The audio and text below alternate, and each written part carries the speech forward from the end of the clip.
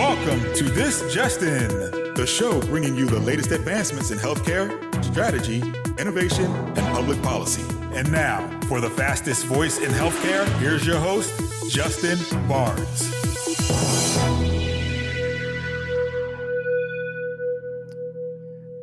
Thank you for tuning in and welcome to This Just In. I'm your host, Justin Barnes. In these segments, I'll bring you the latest advancements in healthcare, strategy, innovation, and public policy. As always, we're broadcasting from the This Just In studios on the Business Radio X network, as well as the Healthcare Now radio network. For this episode, my 248th episode, we have a great, insightful, and first-time guest, Justin Norden from GSR Ventures. Welcome to the show, Justin. Justin, thank you so much for having me. It's great to be here. You got it, my friend. So where are you calling in from today? I'm calling in from San Francisco, where it is cloudy and overcast. Very cool. I actually lived in Palo Alto for a year back in the dot-com boom.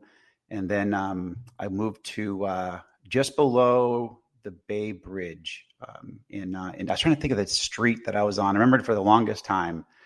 And now I can't pull it forward. But anyhow, where in the city are you?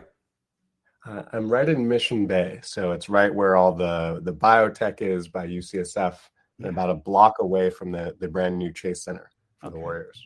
Very cool. Very cool. So since my audience has not heard your voice before, where'd you grow up, attend college, all that good stuff?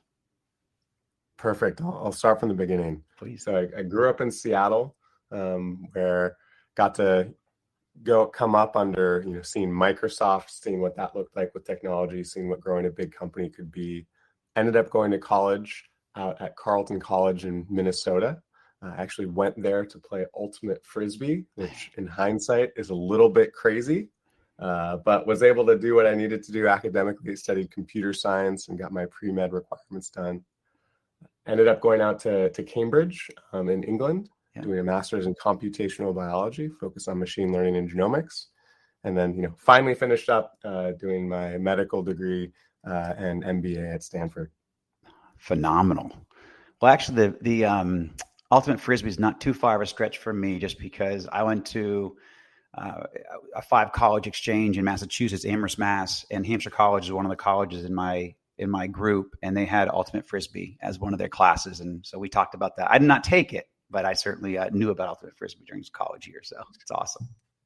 Absolutely. So where does your passion for healthcare come from? You became an MD, a doctor, but where'd that passion originate from?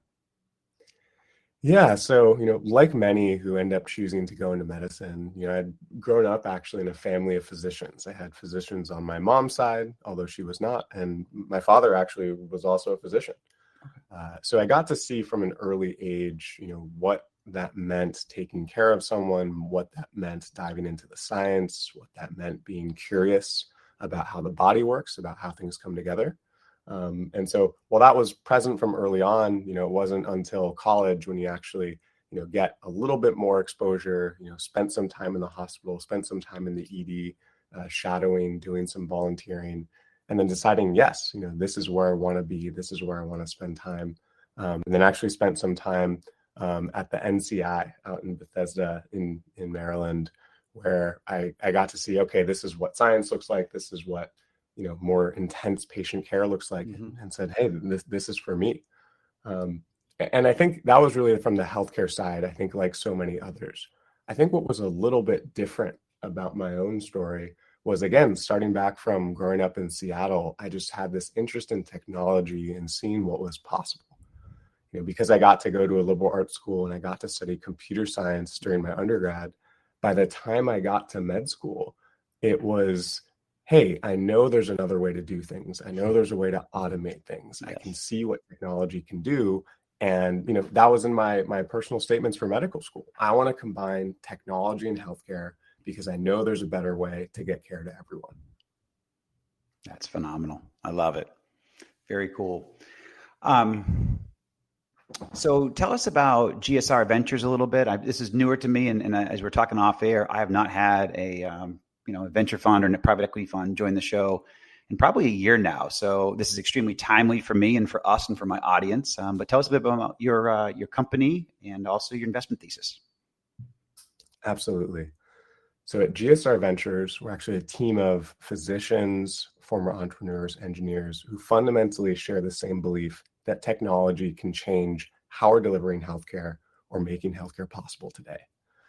We have a little bit over $3.5 billion under management and focus on early stage investing, meaning seed through Series B investments in health technology. So that equates to roughly 100,000 to up to $100 million checks. And what we're focused on health technology, it's almost easiest to start with what we won't do. Mm-hmm. You know, we won't do traditional biotechnology where we're developing assets. We won't do traditional medical devices where we're planning to build a company and sell it to one of the big med device players. We're really looking for companies trying to take a new technology or emerging technology and go after a really thorny problem in healthcare. And we're not looking for 10, 20% QI improvements. We're really looking for 2 times, 3 times, 10 times, if not 100 times improvements over the status quo. You know, these are the big shots that can fundamentally change how we're delivering healthcare. And that's what gets us really excited.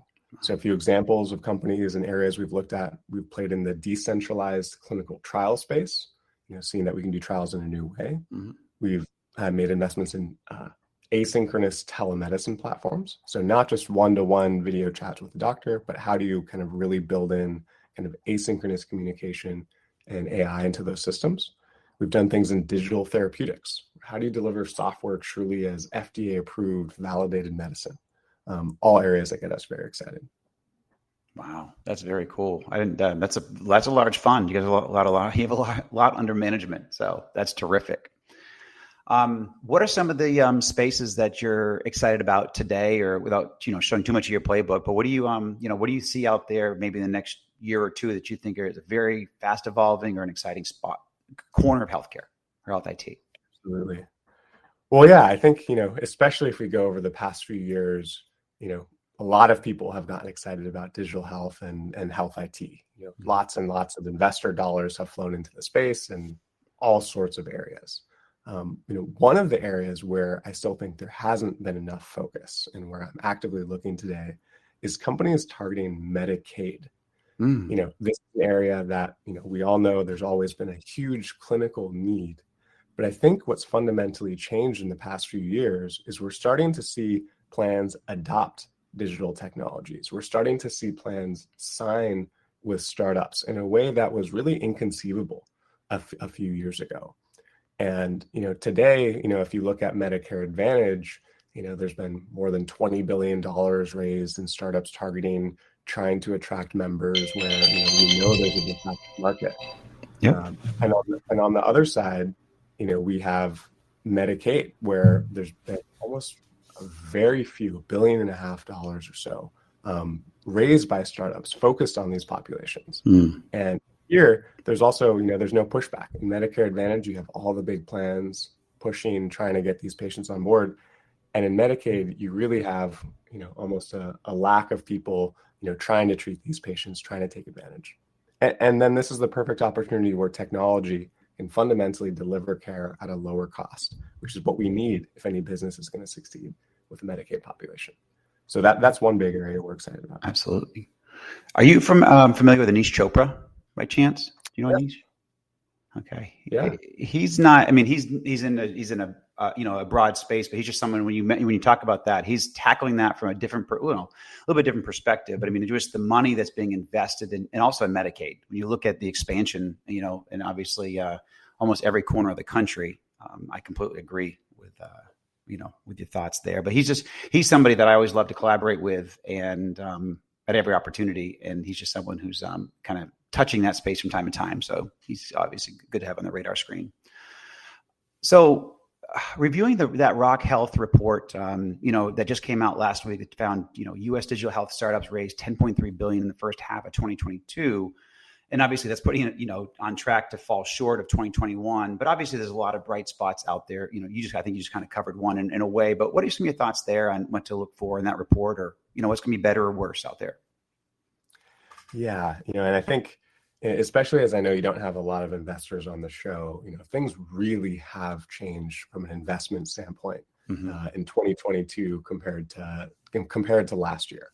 And, there's less dollars going into this space. Valuations that startups are raising at have come down significantly. The pace at which people are doing deals has come down significantly. And so I think there's been some worry that, oh my gosh, is digital health changing? Are people no longer investing? And I think that's not the case. I think 2021 was more of an anomaly. There was probably too much money that went into the sector, a little bit too fast, without kind of the proper work digging into the companies, without the proper oversight. And I think 2022 is a little bit more of a return to normal. It's not that the sky is falling. We're still seeing good companies raise at very good valuations. It wasn't what it was last year, but it's at very healthy prices, and companies are still growing. And unfortunately, it's not like we've solved healthcare. All the problems are still there. And so yes, things really have changed from last year. And I think some of the, let's call it, visitors who maybe invested in digital health for the first time, didn't know too much about it, ran in, and some of those people have left. But fundamentally, the market is still extremely strong for startups, especially emerging in the space, especially at the Series A. One of the notes from the Rock Health report was Series A, round sizes were roughly the same between this year and last year. There were fewer deals done, but it was roughly the same. But at the later stage, things were a little bit smaller. I think, and it's not just unique to digital health and healthcare across the country. Valuations, especially at the later stage, fell as our public markets, shrink from the valuations that we saw previously. So, those are a few things from the Rock Health report. Yes, the numbers are smaller. We won't match the invested capital from 2022, but it's actually from 2021, but it's actually probably a more sustainable amount. Yeah, I completely agree. I'm a veteran and raised my first round in 1996. Is that 1997?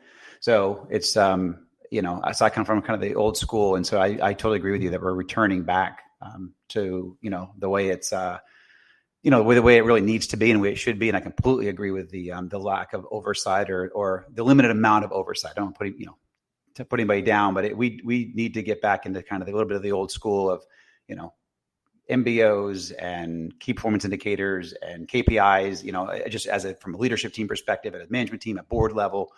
I think our cadence has got a little bit off on that regard, at least from what I saw out there. So I completely agree with what you mentioned, and also hopefully how we're right sizing what we need to do.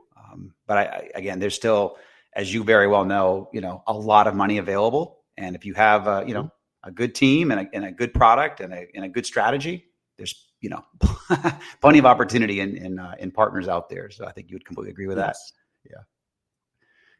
Awesome.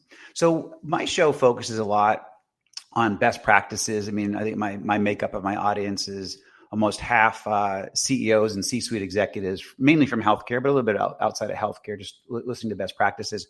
So what are some of the major themes or trends in healthcare or digital health today that you're seeing? Because, I mean, we, as you mentioned earlier on, it's a quick evolving industry, and that's usually a great thing. But I also like to make sure that we keep our finger on the pulse. So from your perspective, your perch, what do you see as some of the major themes or trends today? Absolutely. So, today, I think we had, everyone knows now about digital health. And I like to bring this up because you just go back a few years, and I still remember in my training, I talked, hey, I'm interested in industry. I'm interested in what this intersection looks like between technology and healthcare. And people mostly, laughed it off. If you're interested in this, go do something in biotech, go do something elsewhere. It wasn't yet a serious field. And I think the interesting point we're at today with COVID, with the adoption of telemedicine and new tools is, everyone now, digital health is top of mind, transformation is top of mind for every health system, every leader. Mm-hmm. And so we can move on to, okay, so what does that mean? What do we do with this? So one key theme that's been on people's mind for the last few years, but is starting to accelerate, is around what are we going to do with AI? And this is a really, important topic for me and something we look at extremely closely at GSR, because fundamentally we do believe that AI will transform how we deliver healthcare and how we get care to patients. But the key question is how. And so when people started first talking about AI, it was AI is going to replace every radiologist. AI is going to replace every doctor. We don't need these people around the table. We're going to make clinical decisions. And to me as a physician, that's actually really the wrong area to go for. It's the wrong area to think about automating. Where we want to play with AI is in the administration side of it. We want to play on the automation side for supply chain, for logistics, for non-patient care facing operations within healthcare, where we can really make the biggest leaps and do so in the safest way. And so I think people have been so focused around AI, around completely automating people, completely automating away clinical decision-making. And while there is a role to play, we should really focus on augmentation and, moving people, giving people the right information, helping people out rather than making a full decision. For anyone who might be familiar with autonomous vehicles, Right. This means, giving people, lane assist, cruise control within a healthcare system and within the decision-making, not trying to drive the car completely. And I actually wrote about this as I've spent time working in the autonomous vehicle space. So I wrote up a New England Journal of Medicine perspective on, what we can learn in healthcare from AI in the autonomous vehicle world. And so that's one trend, I really think we need to focus on and, will be top of mind for systems that adopt these tools, gain these automation advantages, but do so in a thoughtful way. Excellent. Excellent. And for those that may join us a little late today, my special guest today is Justin Norden from GSR Ventures. So I think following up on that, and I completely agree. The only thing I will say before I ask my next question is I also chaired and founded a think tank. And part of that, one of the studies we did a couple of years ago, we actually had a great think tank right before COVID hit. And we haven't got back together since COVID hit, but I think they're sixth or seventh think tank. And the area with AI and care, and one of the physicians spoke on this was, and I completely agree with your thoughts there, using it on the administrative side. And I think the part that we were a little surprised when the doctor presented and said, because I think his sentiments were similar to yours, even this was a couple of years ago, but where the doctors were a little bit more open to care-assisted AI, not AI taking over any care in any way, but if there are aspects that care can be, basically, it administratively can be augmented with AI. And they're open to the idea of somebody helping them, but obviously the doctor makes the final decision. But if you want to serve up, 2 or 3 very quick points or thoughts for them to think of after analyzing data, and then they're open to that. So it's more, I call it care-assisted AI or AI, care-assisted AI. Or care-assisted by AI. So anyhow, that was one of the areas where, I think that there was a little bit more openness and more opportunity on the care side.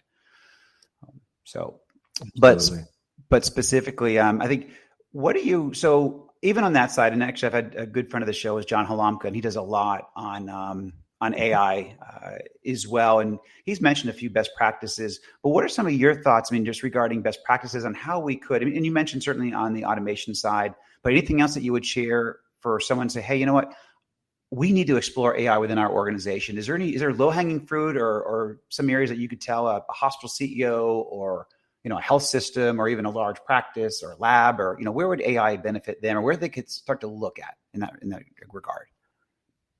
Absolutely. And so within, what problems do you want to tackle? I think there's a few ways to look at it. You want to tackle a problem that has real business or clinical value.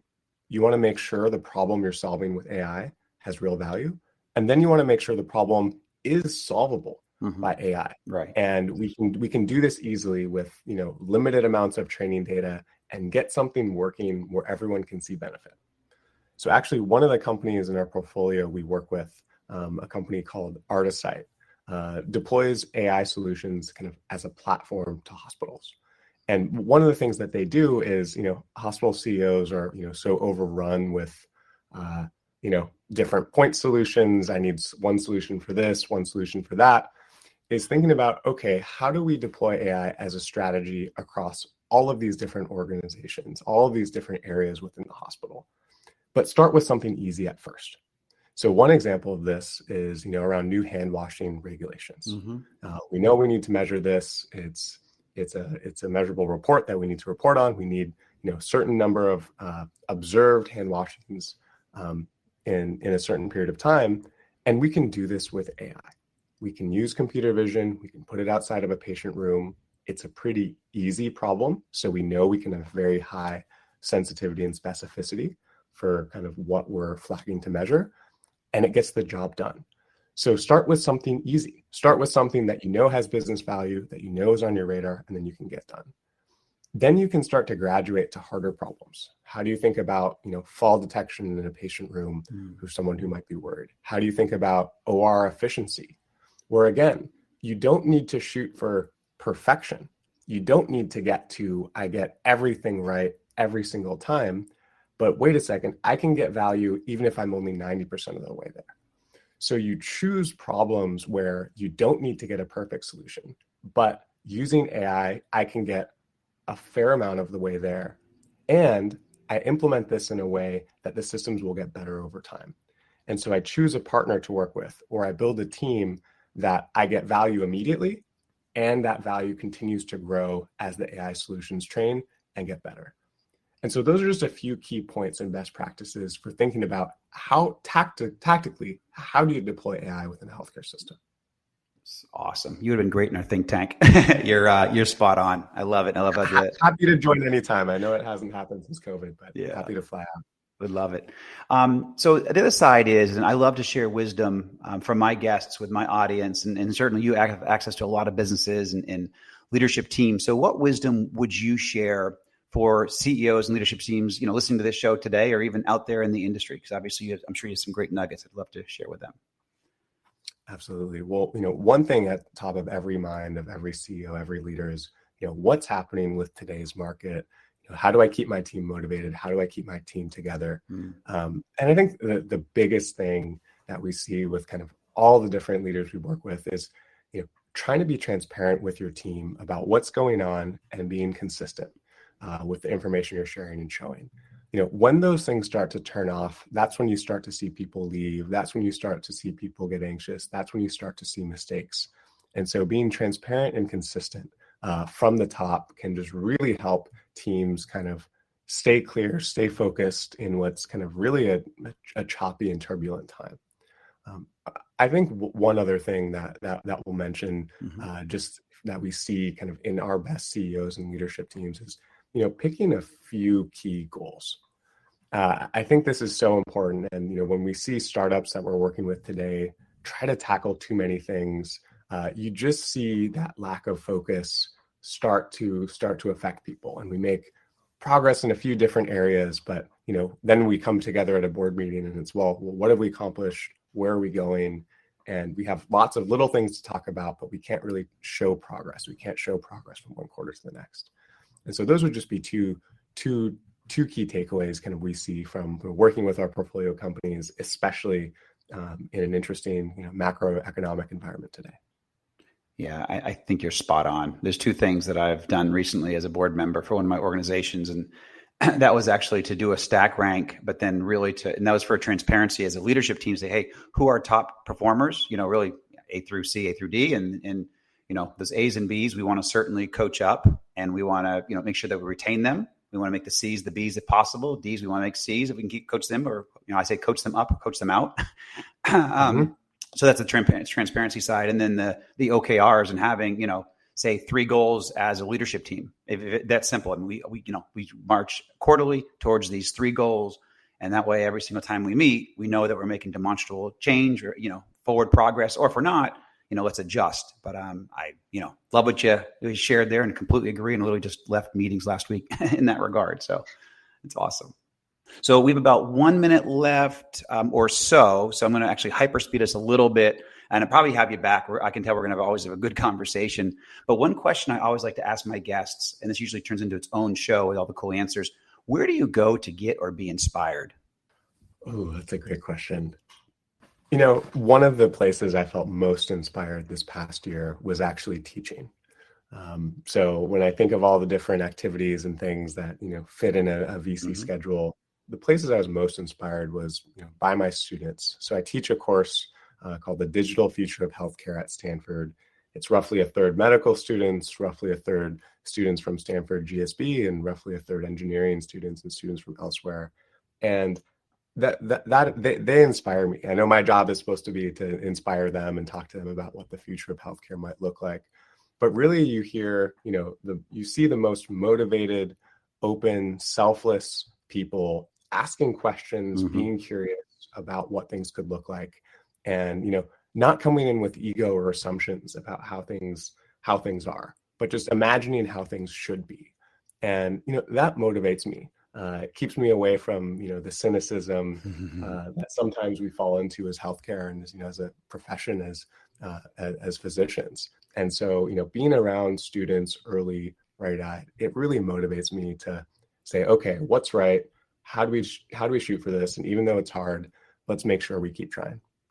I love it, Justin. Phenomenal answer. And thank you so much. You are a great guest, and we'll certainly have you back, my friend. Awesome. Thank you so much. You got it. And thank you to everyone for joining us and taking time out of your busy schedule to join the show. As always, you can track us on Twitter at HIT Advisor and use the hashtag ThisJustinRadio so you can respond to your comments from the show. If you missed any of the show or want to hear more, all the shows are posted on Apple iTunes, SoundCloud, iHeartRadio, and TuneIn. And obviously, you can check us out weekdays at 2:30 p.m. Eastern, 11:30 a.m. Pacific. And if you want to catch any more of the content, you can check us out also at justinbarnes.com. Thanks, everyone, and stay safe.